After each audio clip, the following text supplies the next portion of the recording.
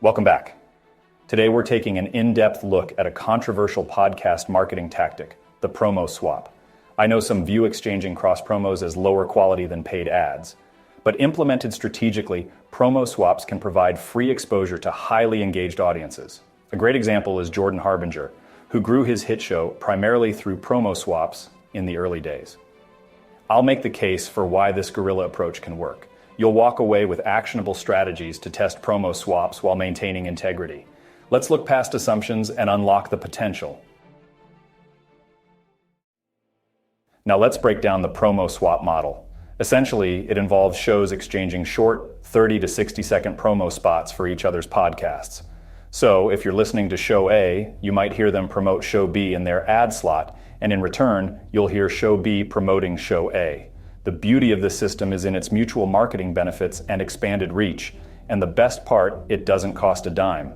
Jordan Harbinger, a well-known name in the podcasting world, stands firmly by promo swaps as the top organic marketing tactic, even outweighing the effectiveness of social media and other options. And you know what? The data supports his claim. When done strategically, promo swaps provide a fantastic opportunity for free exposure. You reach out to engaged listeners who are already aligned with your podcast's niche. It's a win-win. Now let's tackle some of the common criticisms that often come up in this practice. You know, there's often this debate about whether promo swaps in the podcasting world seem to be of lower quality compared to paid placements. But let's dive into this topic because it's all about how you execute these swaps strategically. So here are some key tips to ensure you maintain your podcast's integrity when engaging in promo swaps.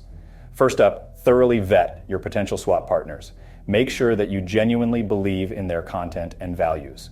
Would you confidently endorse them to your audience? This vetting process is essential to keep your listeners engaged and trusting your recommendations. Now, it's crucial to avoid overusing promo swaps. Use them thoughtfully, ideally as a part of your overall ad mix. Overloading your episodes with promos can be a turnoff for your audience, and we definitely don't want that. Transparency is everything. Make sure you clearly disclose whether the promos in your episodes are paid advertisements or swaps. This transparency goes a long way in building trust with your audience. They appreciate knowing when you're promoting something you genuinely believe in versus paid endorsements. Another tip, partner with shows that are directly relevant to your niche. For example, if you have a podcast about film analysis, consider swapping spots with another podcast that's all about movies.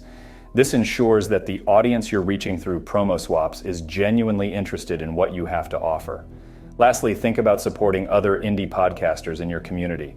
While the big established shows might not prioritize promo swaps with smaller podcasts, fostering a sense of community within the podcasting world can be a win-win situation.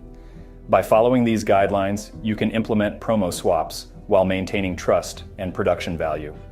Now let's take a look at some real examples of how podcasters have successfully executed these strategies. Experienced podcasters continue using promo swaps because they move the needle. Here are a few case studies.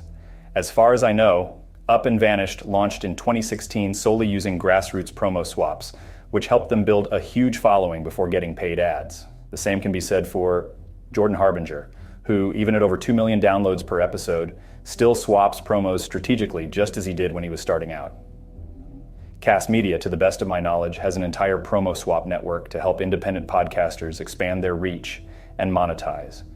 And smaller indie shows, as far as I'm aware, continue building their audiences through strategic mutual promos. The data, to the best of my knowledge, proves that if executed properly, promo swaps provide results regardless of the show's size. Now let's talk about crafting compelling promo spots. Certainly, here's the transcript for this part of your podcast. Crafting compelling promo spots, my fellow podcasters, is absolutely essential. You want to tease your show's appeal, but also leave your listeners eagerly wanting more. So, what should you include in these mini masterpieces? Well, here are some key elements. First, a strong hook. Think about a surprising stat or perhaps an attention-grabbing quote from a guest, something that immediately captures your audience's attention and keeps them intrigued. Next up, a persuasive description. This is where you sell the entertainment value and uniqueness of your show. Share what sets you apart and why your podcast is a must-listen. Of course, don't forget a clear call to action. You need to tell your listeners exactly how to subscribe. It could be as simple as subscribe now, but make sure it's crystal clear. And finally, include a direct response link. It could be a unique landing page or a special code that helps you track conversions. This way, you'll know exactly how effective your promo spots are at driving engagement.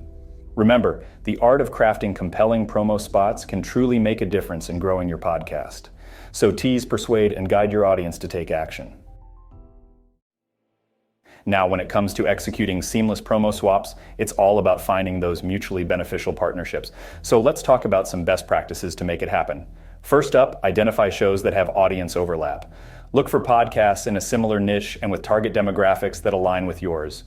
This ensures that your promos will resonate with the right crowd.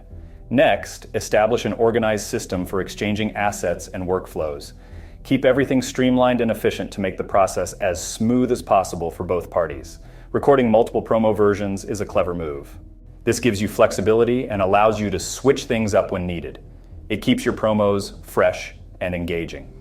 Now, it's important to set clear expectations regarding timing and placement. Make sure everyone knows when and where the promos will be featured so there's no confusion.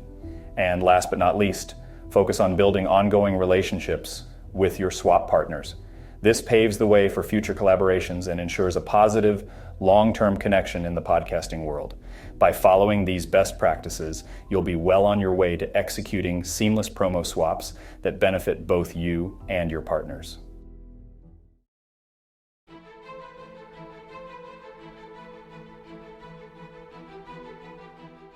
The potential of promo swaps is clear, but they must be executed strategically. We covered how exchanging cross-promos provides free exposure to engaged niches, but maintain integrity through selective vetting and transparency. Case studies prove established shows continue swapping, and indie podcasters can leverage them to build audiences, craft promos that intrigue and compel, and build relationships with aligned podcasts for seamless execution and mutual benefit. Look past assumptions and tap into this controversial but effective growth tool. Used creatively, promo swaps expand your reach exponentially. Visit the show notes for additional info, and please leave an honest review if you found this useful. The takeaway is that despite criticism, promo swaps deliver results, but they must be implemented thoughtfully. Do that, and say hello to a potential surge in new listeners.